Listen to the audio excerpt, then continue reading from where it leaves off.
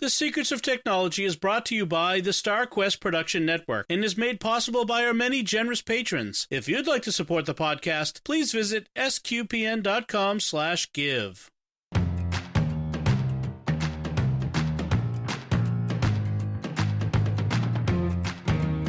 Hi, I'm Dom Bettinelli, and you're listening to The Secrets of Technology, where we discuss the technology news that's important to you from a uniquely Catholic point of view. And joining me today on the panel are Jack Baruzzini. Hey, Jack. Hey, Dom. And Thomas Sanjurjo. Hey, Thomas. Hey, Dom. Folks, I want to tell you about another show on the StarQuest Network that I'm sure you'll enjoy. And this comes up in rotation, so it's not planned, but it's The Secrets of Stargate, featuring Jack Baruzzini, our very own Jack Baruzzini, as host. But The Secrets of Stargate is a great show. If you love Stargate, like so many of us do, and if you have not yet discovered Stargate, you need to. You should check that out wherever fine podcasts are found, or at sqpn.com/Stargate. Even better, watch it in video on our YouTube channel at youtube.com/StarQuestMedia, where, of course, as every YouTuber knows, you have to hit the bell to get notifications and subscribe and like and comment and all those things that they always tell you to do. So let's talk Christmas. As is become our tradition here at the Secrets of Technology, every December, we spend a couple weeks sharing our Christmas gift ideas for you. And these are Christmas gift tech ideas, but with tech of the more expansive definition of technology. It's not just digital technology. It's all kinds of technology. So these are gift ideas, I've already done my Christmas shopping. Let's not forget that Jesus got his gifts on the Feast of the Epiphany. So exactly, like my family does, and our tradition is we give gifts, small gifts on Christmas and big gifts on the Feast of the Epiphany. And so maybe you can get these on post-Christmas sales. So with no further ado, I want to get into it. And we're each going to share our list of a few ideas for Christmas gifts. And so I want to turn it over to Thomas. Why don't you go first? What is your Christmas gift guide ideas? All righty. I'm going to start off with one that's been mentioned in multiple different ways in our weekly recommendations, possibly even in previous Christmas recommendations, but I, in a slightly different way. What I think you should do is get a super retro gaming kit together for yourself and the retro gamer in your life. There is a really great Raspberry Pi 3 retro gaming kit by Kana that comes with everything you need. It's got a Super Nintendo looking case for it. It's got remotes that go with it. You can buy that kit. It does not come with anything software wise. So my combination recommendation to that is to go to RetroPie, which is a retro gaming website that's specifically dedicated to retro gaming on the Raspberry Pi. Their stuff works great out of the box with the Raspberry Pi 3. So you just buy the tech and then put the RetroPie on it. You'll have to go find the ROMs yourself. It's not that hard to do. if you have somebody that knows retro gaming, they'll help you with that. Yes. That is really cool. Project. Yeah. I like that. It's because it's not super. It's not cheap. I mean, it's right. The Raspberry Pi bundle it's $130, but that's not ridiculous, and certainly less expensive than a Switch or a Xbox or a PlayStation 5. Mm-hmm. And man, the amount of fun and games you could have with it is certainly great. I like that. That's a good idea. And I will say this avenue is better than getting one of the pre-box kits, because I've gotten a couple of those at this point, and they just have so much on them that you're never going to get to gaming. You just spend hours scrolling through menus trying to figure out what you want to play. If you make your own with RetroPie, you get several different emulation systems, and you can just get the games that you remember from when you were a kid, load them on there, have them ready to go, and you're good. That's a good idea. Yeah. The ones you were referring to, like ones you can buy off of Amazon that have like their retro gaming systems that have all the stuff loaded in. And that could be a little overwhelming especially for kids who have never played any of these games. They don't know what they are. Exactly. Yeah. Sometimes constraint is a good thing. Yeah, I can see that. Excellent. What else you get? All right. So my next one, barefoot shoes are really popular right now. So this is another one that I've recommended before. I wear Xero shoes, Xero, Xero shoes. There's several different tiers that you can get to these. So you can get some really nice, fancy office style shoes, to running shoes, to just barefoot sandals that are essentially just the sole of a shoe with a string wrap that you wrap around your foot. And that's it. These are great. I will caution anybody who's going to use these, just realize that you have to walk differently in the shoes. So if you are interested in getting into barefoot shoes, beware that you're going to change the way you walk. It could be great for you. I've heard a lot of people say that it really helps with a lot of issues that they're having physically with their gait, but it could also be really bad. So just make sure that you're aware that you're getting it and getting ready for it.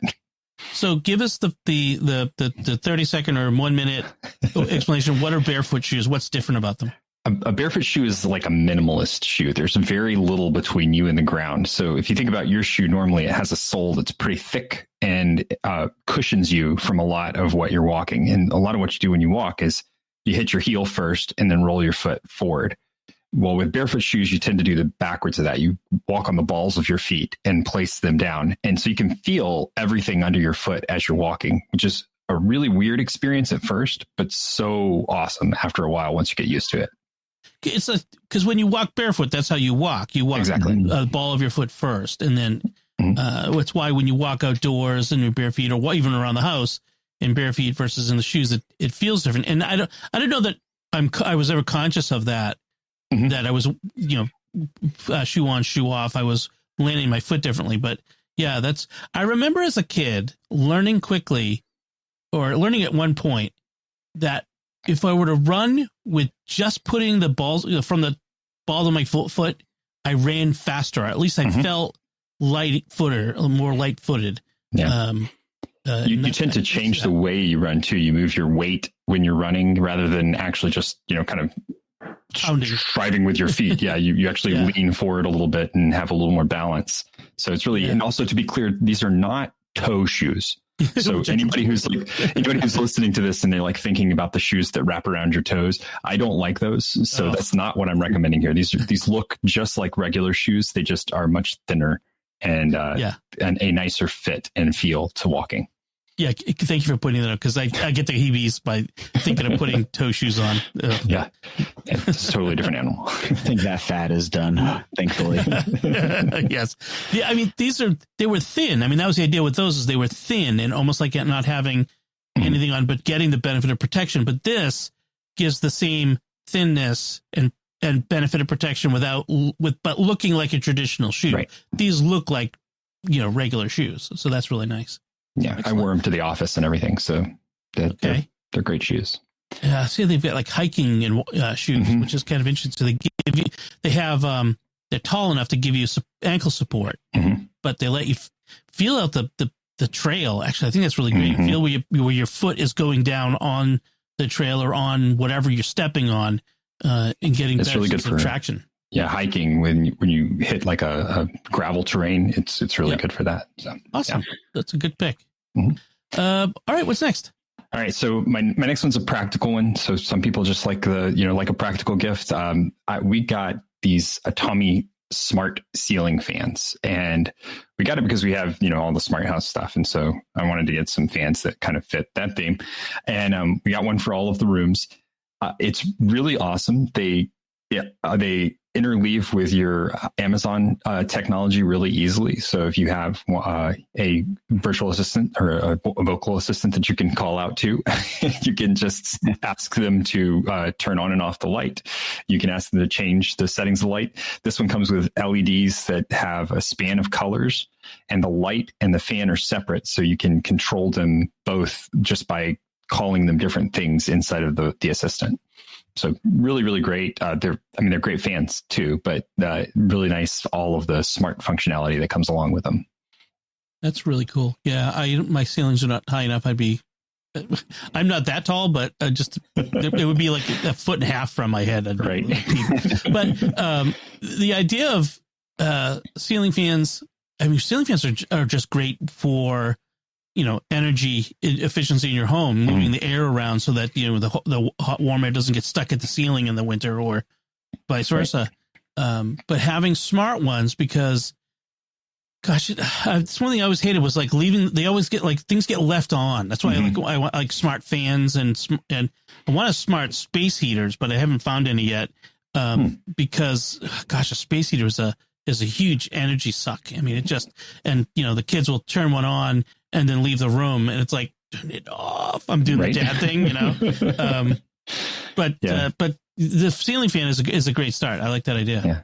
One thing I really like about this one too is that it has a range of warm and cold light colors, and you can set it to different scenes. So you can set it so that later in the evening it changes that color to a warmer color, so that you're kind of ramping down for the day, and then a brighter color earlier in the day, so that it's keeps you sharp and alert and more awake.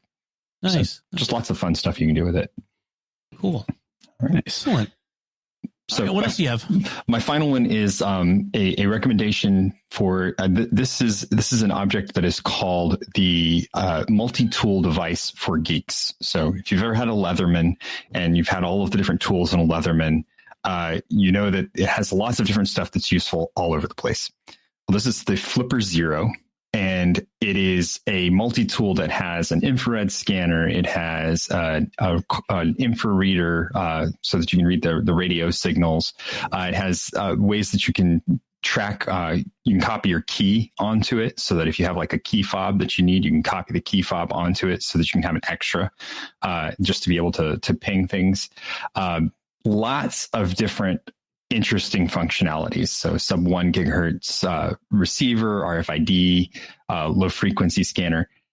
Very, very neat, a little bit niche kind of functionality. But if you have somebody that's just a geek that wants to tinker with stuff, this is a really great option.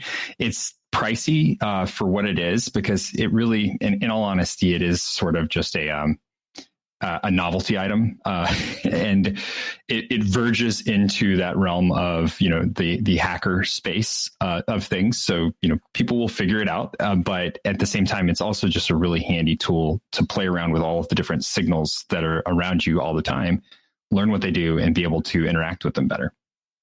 It seems like it's in the Arduino, a Raspberry Pi sort of space for people who like to tinker with stuff, but not like get at the very low level, but sort of just have these fun tools that do a bunch of things, and it's sort of open-ended what you can do with it. And so, I mean, to me, it's almost like a whole bunch of different digital radios, right? That in it, that of all the different sorts. So like the 1 gigahertz transceiver that, or sub 1 gigahertz, that's used in a lot of different kinds of sensors and other devices, Internet of Things devices and that sort of stuff. And RFID is used in, key fobs and, security cards. And using tons of things. Yeah. Oh yeah. Yeah. It's all over the place. So, it sounds interesting. Some people use it for, hacking into things, and, if you're not doing it to break the law, so we do not recommend you break the law. That is immoral, among other things. But hacking into things that you have the right to hack into to learn how they work, I encourage that. I mean, I don't tell my son I said that, but he likes to take things apart. But he learns how they work. Now he just needs to learn how they work when they're back together again. Yeah, he's got to be able to put them back together. Yeah, and if you're like me, like I'll have an Arduino or a Raspberry Pi, and I want it to do something, and I'll go, okay, well, I want it to do this thing, but what exactly are the signals that are being sent? And Flipper's actually pretty good for that. You can plug it into things, you can connect it to things, and it reads just as well as it can send any signals. So you can actually figure out what the signals are that are coming in, and you can translate that into code pretty easily. And that's been my big use for it. It's just kind of getting that, what is this thing doing, so that I can replicate it with an automated system on my side. Right. It's also good for finding hidden listening devices. I've seen a lot of people use it for that. Like if you stay at Airbnbs a lot or at hotels and you're concerned and you want to sweep the room, this is good for finding any sort of hidden device that's broadcasting at all. Hidden cameras, hidden microphones. Yeah. It's a totally Dick Tracy kind of thing. So if you're if Yeah. you're that kind of person, this is definitely the thing for you. Can you use it to manipulate TVs, like turn them off? Because I go to so many waiting rooms where I want to just turn off the talking box. I don't know why it went off. It just did. Oh, look, it did it again. Darn. Must be something wrong with your TV. Might as well leave it off. All right. Well, Thomas, thank you for that list. That's a good list. Thank you. That's a great way to start our Christmas gift guide season. So, Jack, we'll turn it over to you. What do you have on your list?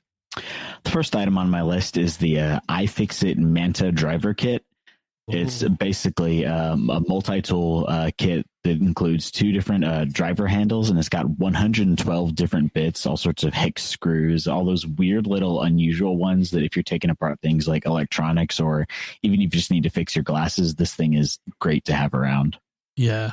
Mm-hmm. I have a different older iFixit kit with a lot of the same drivers, although I like this one a little better. It's got the bigger, mine doesn't have the bigger driver that's in this kit. And it's got a few more things than mine has, but I use it constantly to, take things apart or fix things. And, everything's got tiny little screws and weird shape ones. And I've yet to encounter a bit or a screw somewhere that I didn't have a bit for in the kit. So, and iFixit is great. They're so good. Yeah, this is excellent. The thing that sells this one too is the case. Like the case that it comes in is actually usable, because I've gotten another one of these that the case fell apart after like 3 days of using it, and then you can't do anything with it because the bits are falling out all over the place. This one has magnets that just slide it together really well.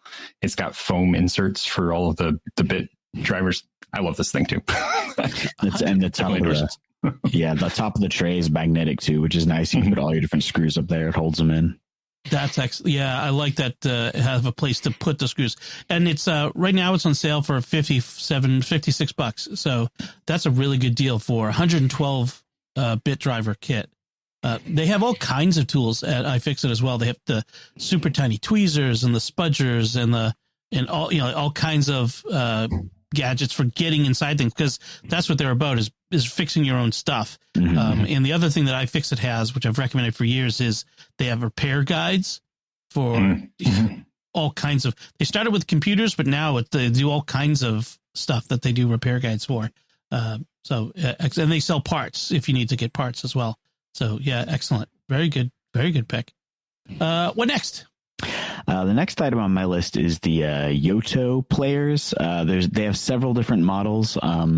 Essentially what it is it's a Bluetooth speaker that has built-in storage, and you can get different cards that are actually RFID cards that have, some of them are collections of music, some of them are collections of children's stories. They also have some sets that are full novels. Like I saw one that's like all 7 of the Narnia novels. But what you do is you take the card and you stick it in on the top slot of the device, and it will download that audio that you've paid for to the device.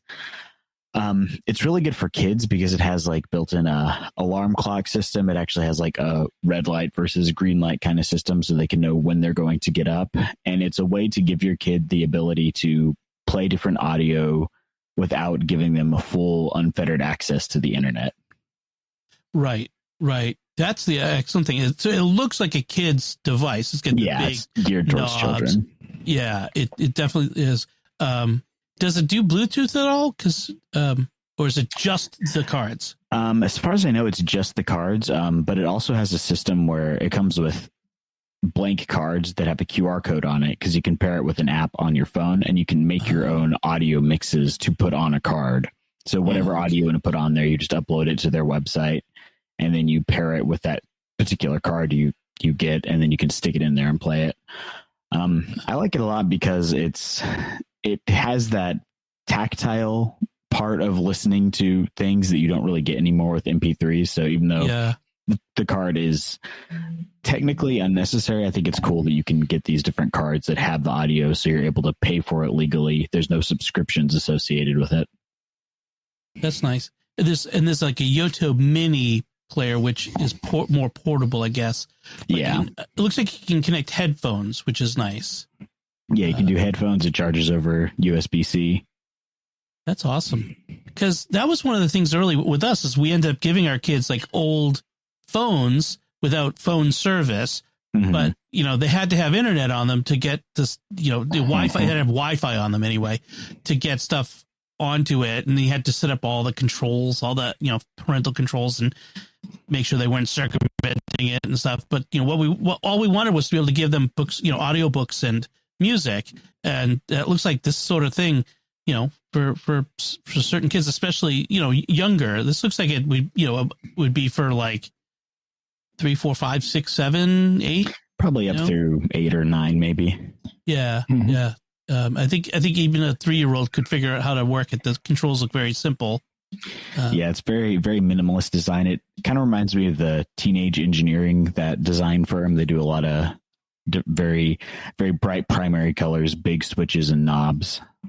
That's awesome. So Like an it's a fun 8-bit aesthetic. screen. Yeah. Yeah. Yeah. That's cool. That's really clever. I, as a parent, I'm looking at like the cards going, oh, we would lose those cards. But so, that's a thing you would have to manage that part of like not losing the cards. But nevertheless. So the good thing is once you scan the card with the app, because it has an app on your phone that the parent can use to control your library. And once you've scanned that, you actually have access to all that stuff indefinitely. So it's not like if you lose the card, you lose it. It just gives, So that's awesome. Wow, that is very cool. I like that. That's really nice. Yeah, I could see getting that. Grandparents, check it out. Yeah, I can see getting that for some grandkids. It's very nice. And what else you got? My final suggestion is actually something that I recommended rather recently as one of my picks of the week. And after I did it, I immediately regretted it because I knew we were going to be doing the Christmas episodes in a couple of weeks. But it is the Miu Mini Plus handheld game console. It essentially looks like an old Game Boy Color from the 90s, but it's a small Linux-based handheld that you can emulate all sorts of different systems on. I think you can do everything from like old arcade machines up through PS2. It's a lot of fun. I use it to play, and my son has actually commandeered it for the most part, to be honest. A lot of old Game Boy Advance and Super Nintendo and Nintendo games. It's like it's normally about $70, but around this time of year you can find it for like 50. It's really fun. It's very sturdy, and it's got that fun retro handheld aesthetic. Nice. Yeah, the link we'll have in the show notes right now as we're recording. Amazon has it with a 15% off coupon that brings it down to around $56, which is a pretty good deal for because you get a case and everything with it too. So yeah, that's really nice. Very cool. Excellent. Well, thank you for your gift ideas. So let me give mine. My first one is I like to use flashlights. It's a thing. I have a thing for flashlights. I don't know why, but my favorite brand is Olight. They're so innovative. They have so many different really great flashlights. And as a scout dad, one of the most important flashlights I have is a headlamp, because you got to get that hands-free, getting up in the middle of the night, climbing out of your tent to go talk to nature. You need your hands free to get out there. You don't have to, have a flashlight in your hand. And so this is the Perun, Perun 3 headlamp, and it's really bright. This one's 3,000 lumens, and you can do it as white light or red light. So if you don't want to ruin your eyesight, and it comes in this really nice sturdy headband and sort of a armature that it fits into, but then you can take it out of that and hold it, and it's an L-shaped flashlight. You have like those old Scout flashlights that when I was a kid, they had these so that you held it upright. Ones, yeah, exactly. You hold it upright, and then the light comes out at straight off the L-shaped off of the end. It's sort of like that. So of course, smaller because you're going to wear it on your head. The nice thing is it's got the really nice rechargeable battery that recharges via a magnetic attachment that just attaches onto the bottom. So or you can take the battery out, although this is not a standard AA battery. It's one of those new 21700 batteries. I think they call them 21700. I'm not sure what the the way people refer to them, but that's what it is. But it's really nice. It's a little pricey. It's $90, but they have a lot of other flashlights that are great. They have this great big one that I've seen that it's like lights up the sky. It's like this one. It's this huge, impressive, really great tactical light, they call it. I'm not sure I'd take it camping. I would probably take off all of the scout leaders if I was shining that around the campsite in the middle of the night. But they have all kinds of flashlights. And I always carry a small pen flashlight in my pocket every day. It's one of my everyday carry things. I know you can use your phone as a flashlight, except you're using your phone's battery as a flashlight. And sometimes you want to be using your phone to be looking something up and not as the flashlight at the same time. So I think a flashlight is a great tool to have on you. And if you have kids in your life, preteens, even younger, maybe a little bit, giving them a good flashlight is not a bad idea. So I wouldn't necessarily give them a $90 one, but starting them off with the understanding of certain things you should carry with you. So you give them the one you have so that you can upgrade to the $90 one. That's the idea. Exactly. Honey, I needed to give him my old flashlight, so I needed a new one. That's how it works. So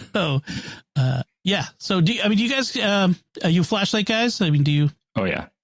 100. Well, so flashlight guys in the sense that I have my flashlights, and then before we go camping, we just go to the Costco and buy the big pack of flashlights and hand them out to the kids before we go, because they're not making it to the next camp out. Yes, I've learned that lesson. Yeah. But the very disposable, really cheap flashlights. Yeah. I'm just looking at this website now and trying to figure out how I can justify buying a tactical flashlight that has a green laser on it. There's got to be some reason I need that. Oh yeah, there's some really cool, like they have the sphere thing, and they have this lantern thing. Once you get into the site, you go crazy with it. There was I recently bought another light. It's not a flashlight per se, but it has a magnet on the end. I think someone recommended it on the show as a pick of the week, and I'm like, this is great for like when I'm grilling in the dark months. So I could see what's going on the grill. Just tack it to the top of the grill. Yeah, love flashlights. It's my thing. All right, so my next Christmas gift idea is I've extolled the virtues of the Stream Deck in the past. Now, not the Steam Deck, that's the gaming device.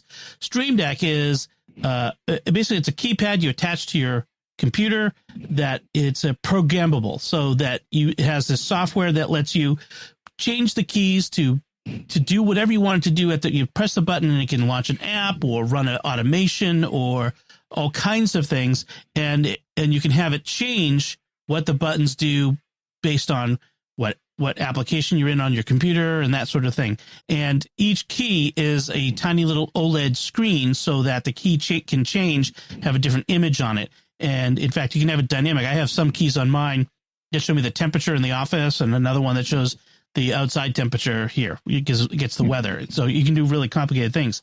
And, they have a 15 key Steam Decks, and I have a 30 key Steam Deck. But, that may be a lot for people to get started with. So they sell something called the Stream Deck Neo, which is smaller. It's only 8 keys. And it's also got a little screen at the bottom that, and this on the website, it shows its date and time.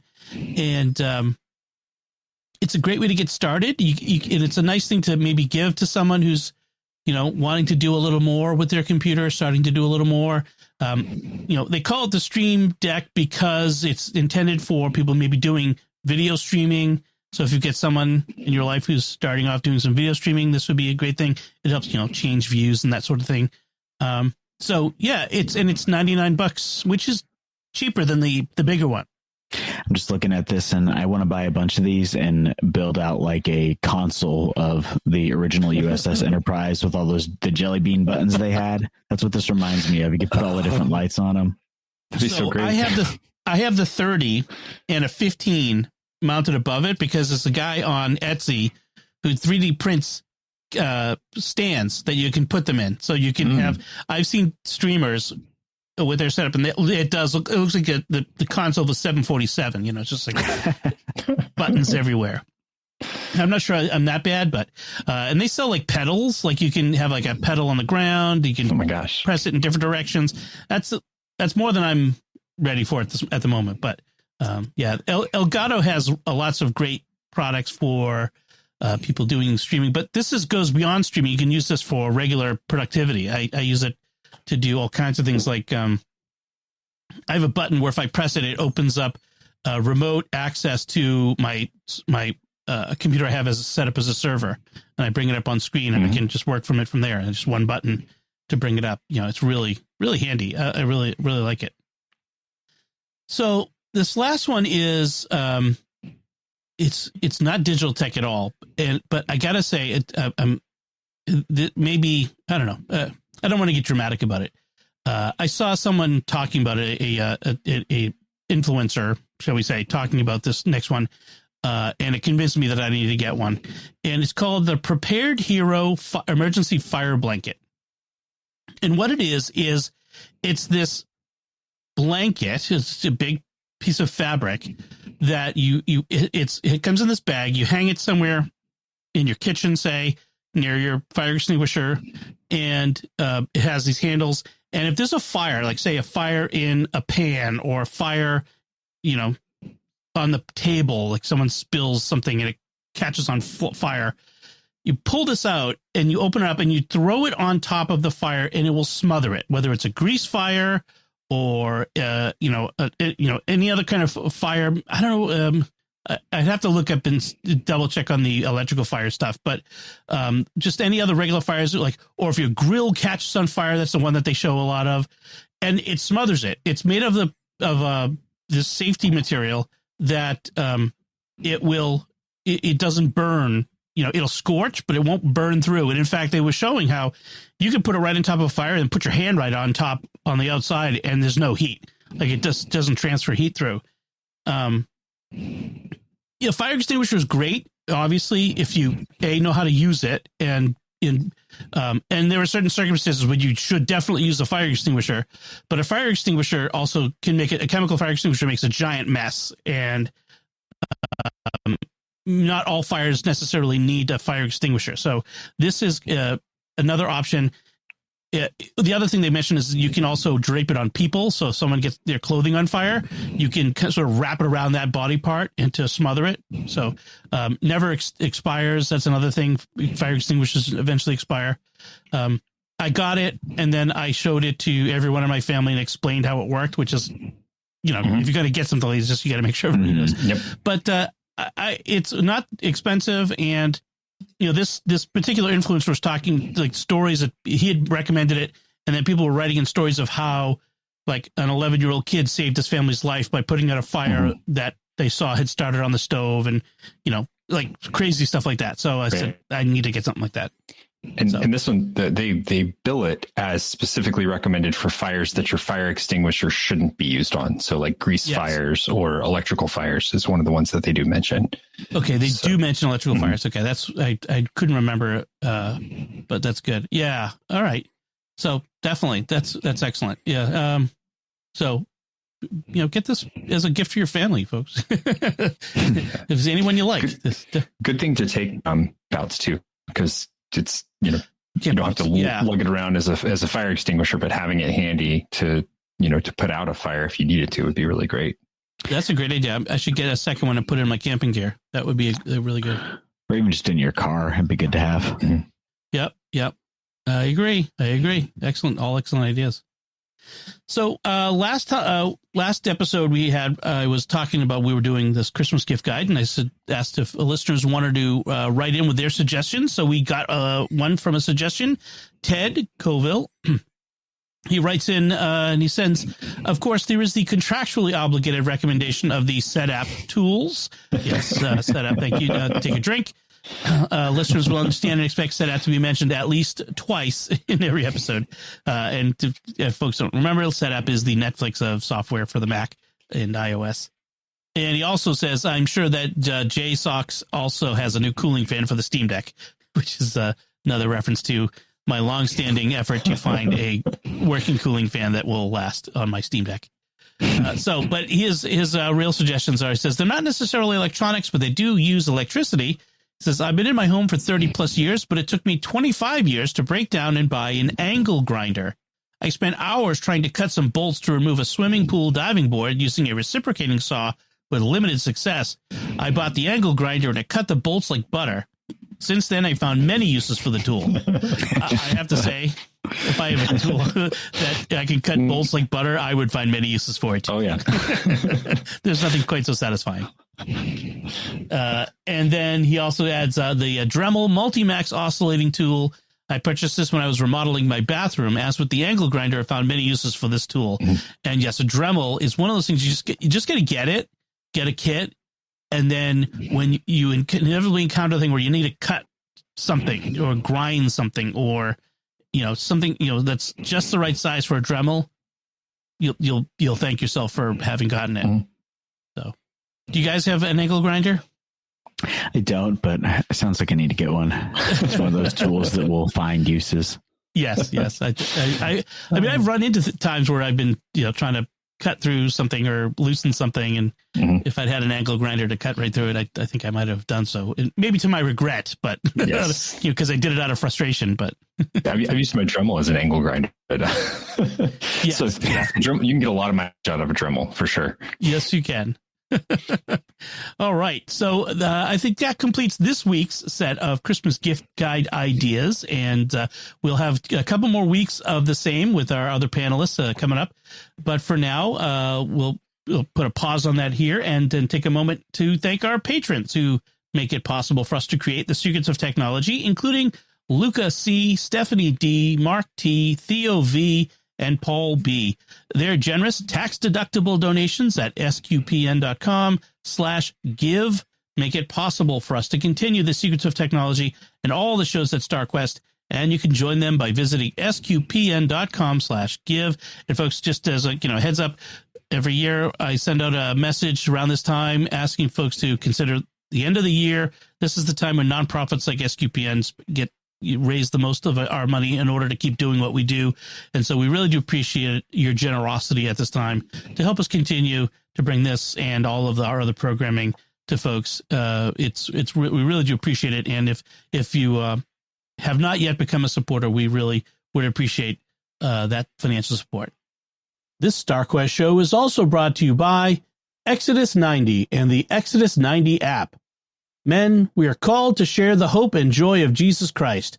Our family, friends, and community desperately need us to imitate our Lord to be radically present and available. What if you intentionally live this Advent season differently, focused not on buying Christmas presents, but sharing the loving presence of Jesus Christ? We want to invite you to join us on the Exodus 90 app and break out of the religion of the world. Join the men of Exodus 90 and Monsignor James Shea, president of the University of Mary, who's our spiritual guide for Advent this year on the Exodus 90 app. Together, we will rediscover the hope that God lays out for us in the coming of his Son into the world. Go to exodus90.com/SQPN to learn more about Advent on the Exodus 90 app. That's exodus90.com/SQPN to join men from around the world this Advent starting December 1st. Be radically free in Jesus Christ this Advent.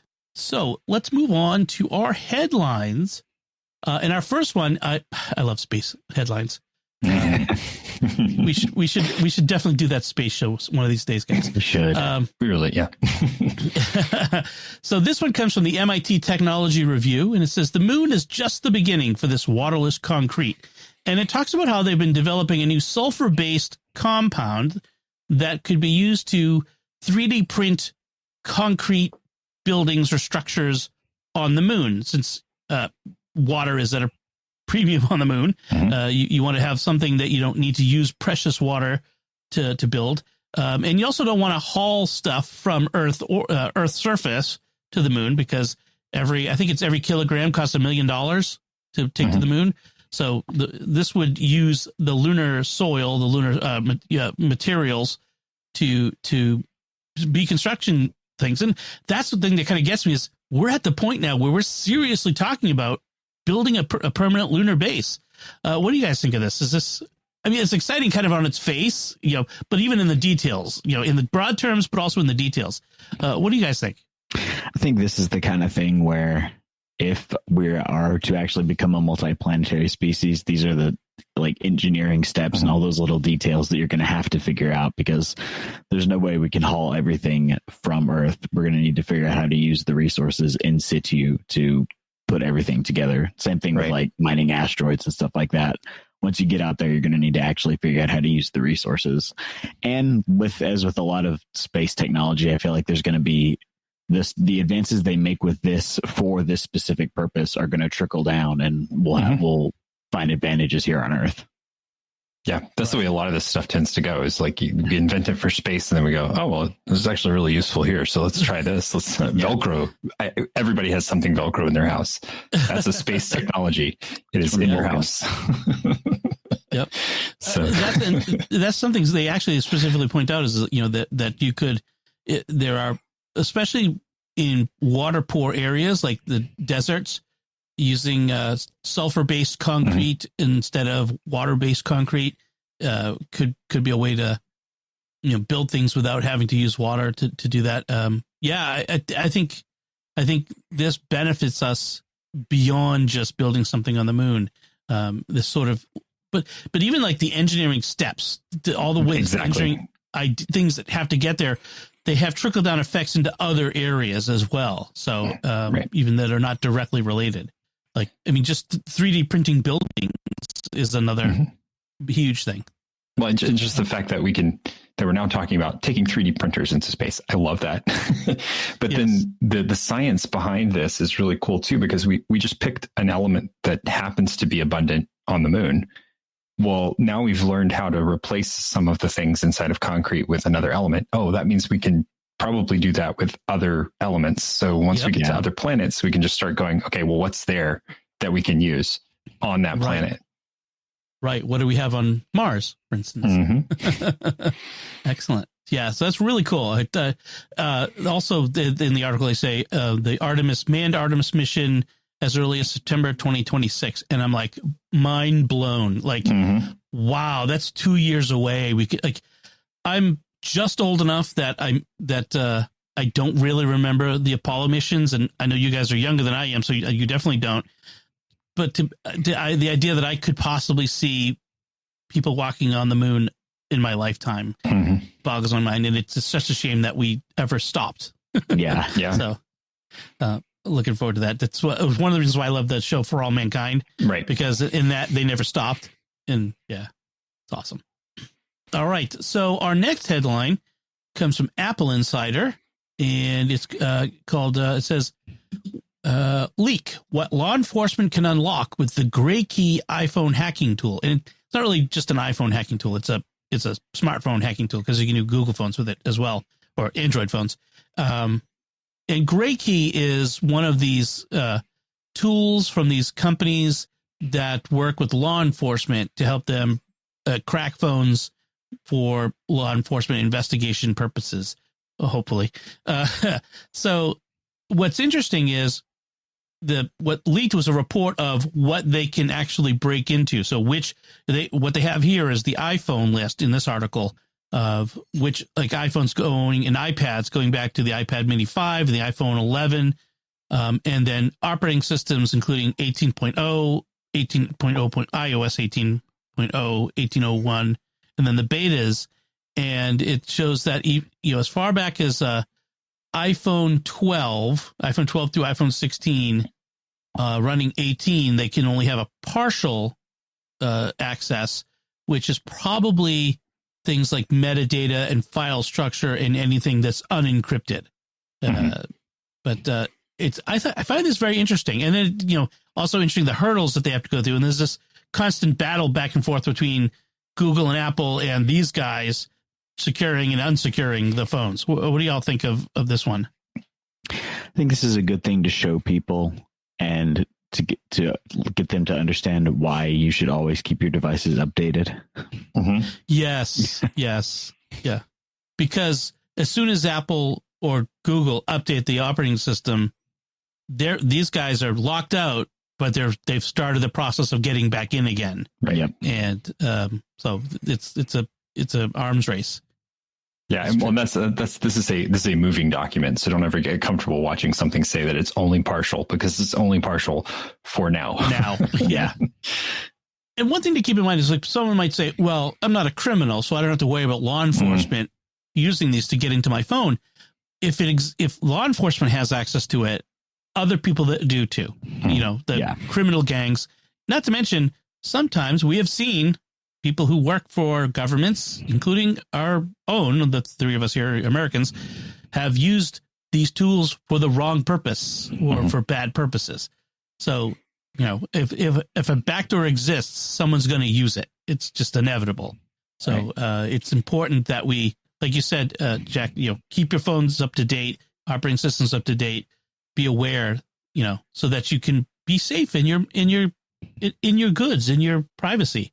Yeah. I think that there's a value in that. And keep others safe around you too, because you may not be the target, but you might be the weak link that they use to get to someone else. So that is true.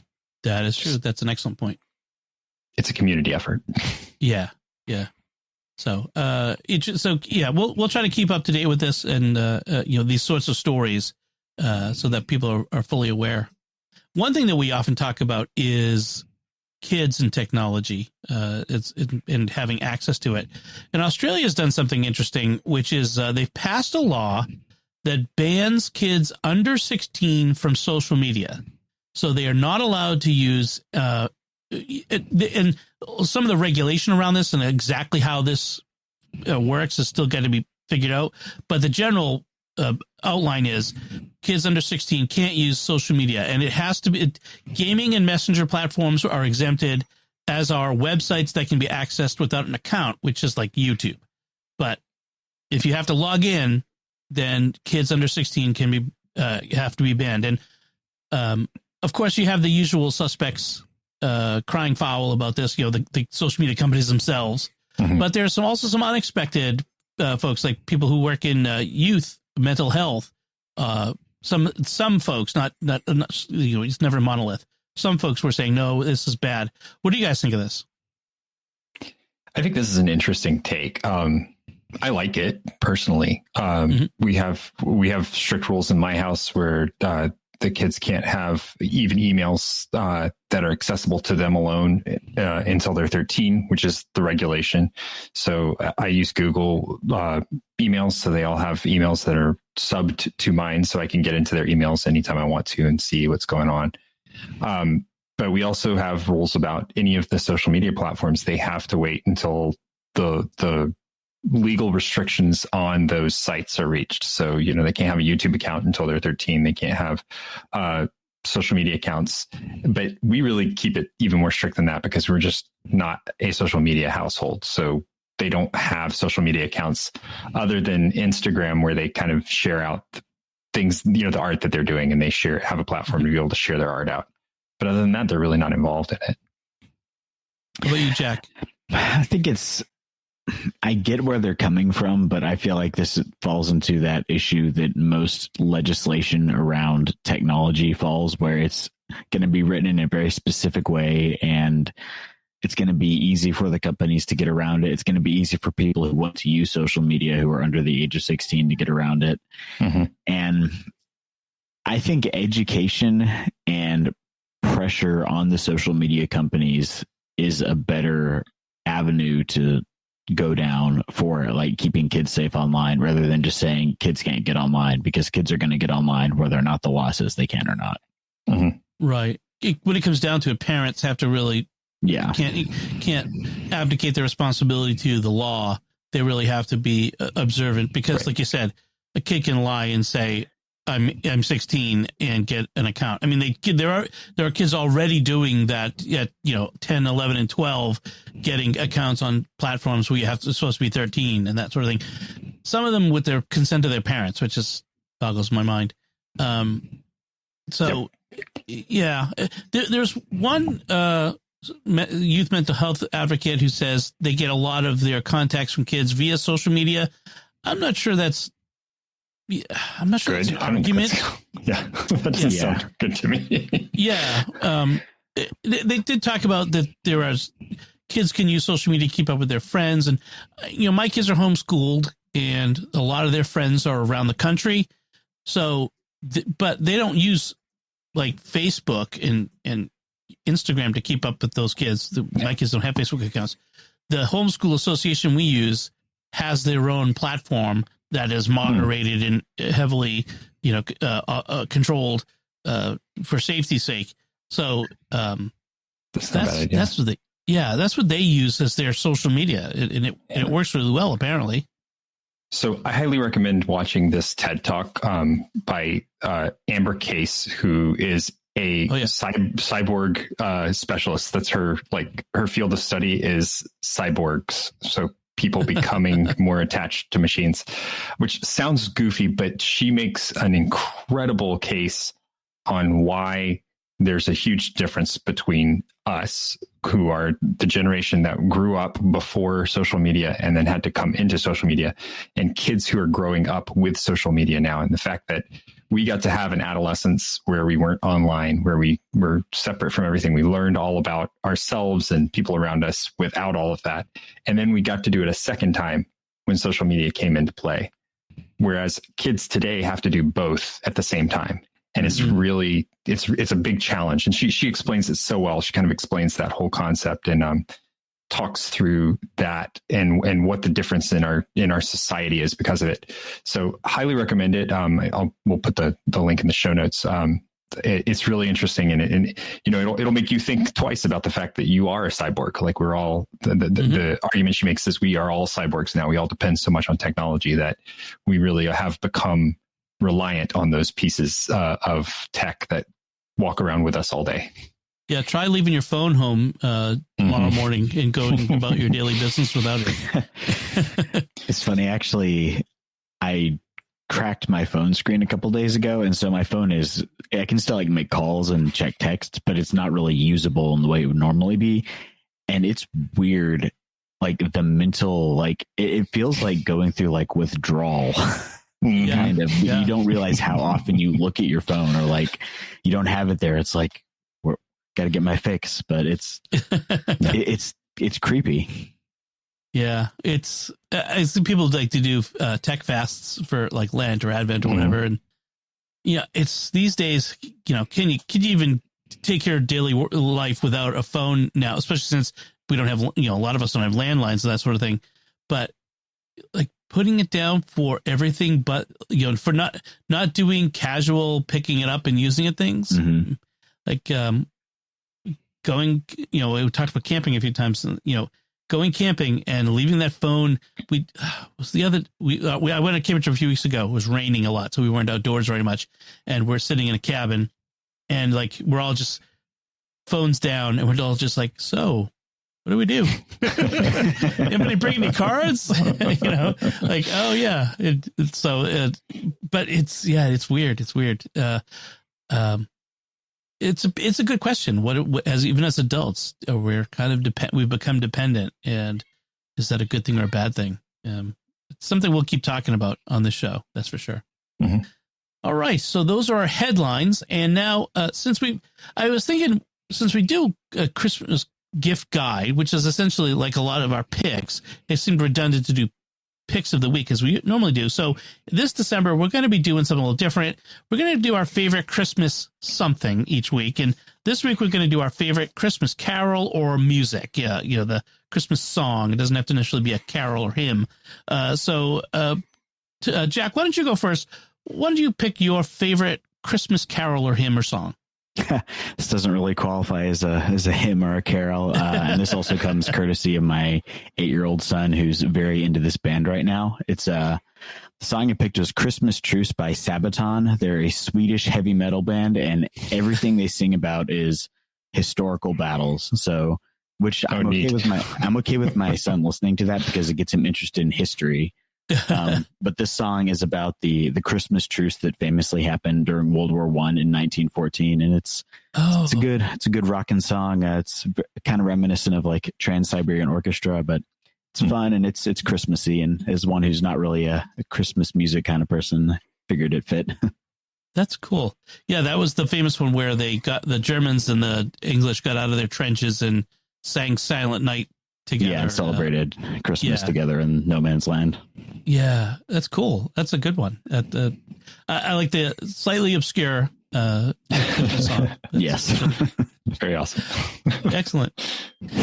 So I had a little bit of a tough time picking, but this is one that I wanted. It's sort of a tech related, which is I discovered this song on YouTube many years ago, and it's called "In the Bleak Midwinter," and it's this particular arrangement. And I'll put a link to the particular YouTube version of it. I mean, it's an old Christmas song or hymn, but it's English. I think written by Christina Rossetti, but common in English Christmas music, and it's just so beautiful. And the particular version that I like, that I'll link, is from the Gloucester Cathedral Choir. But more than just the choir, it's the entire congregation sings it along with it, and it's this beautiful. It's sort of along the lines of the quiet midnight mass sort of Christmas music. So candle lit and very quiet and somber and beautiful. You have like the soprano boys choir singing, and just and in this one you have all the women sing one part and then all the men sing another, and it's just this beautiful complementarity, and I love it. I mean, there's so many Christmas. I love Christmas music. I'll listen to it year round. I even love the bad Christmas music, like Wham's Last Christmas.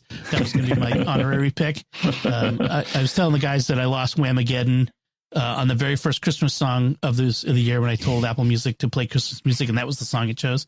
But I don't hate it, so it's fine. I love almost all Christmas music. Not Red Shoes, which is I'm not a big fan of that one either. That is the worst clergy Christmas song ever. But in general, I love it. But In the Bleak Midwinter, I wanted to pick for this one because I want to share it with everyone because it's one of my favorites. That's fun. That's good.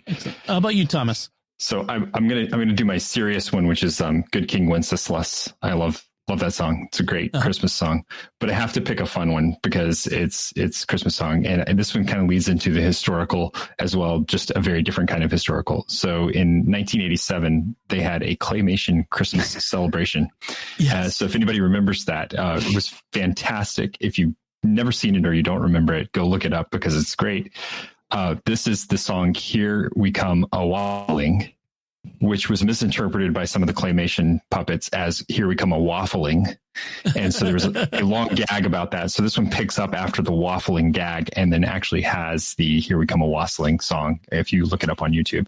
But I love it. It's just a fun Christmas caroling song. It's kind of meta because it's about caroling. So it's a carol about caroling, which is just kind of hilarious in and of itself. Yep. And it's just a fun song. That's awesome. Was it I think it might have been last year or the year before. Father Andrew recommended this album of Star Wars Christmas music as performed by C-3PO and R2-D2 from like 78. It was like really early on. And it's the cheesiest like That's stuff. amazing. I hadn't thought to prepare ahead of time and find it. But it's on YouTube. There's a whole playlist of it. So definitely check that out. There's a lot of fun novelty Christmas music out there. Muppet Christmas stuff is always fun as well. The claymation one reminds me of the Muppet one when you mentioned it. I remember watching that claymation one as a kid. That's like one of those early like memories stuck in the back of your head. I just remember those weird, creepy raisins. Yes. Yeah. Core memory unlocked. Exactly. As we say. That's awesome. Excellent. So that's our favorite Christmas music, folks. What is your favorite Christmas music? We want to hear from you. Yeah. Pick a song, pick a hymn, pick a carol, and let us know. And or send us feedback on anything else we've talked about, because any other Christmas gift ideas that we can recommend in the next few weeks as well. We would love to hear from you, and you can do that by commenting on the show at sqpn.com/technology or the StarQuest Facebook page, facebook.com/StarQuestMedia. Send an email to technology@sqpn.com. Visit the StarQuest Discord community at sqpn.com/Discord. That's a great place to go if you want to follow up with questions on any things we talked about, like, gaming devices and ROMs, or we have all kinds of conversations there. How to use the Dolphin Flipper. So definitely show up there.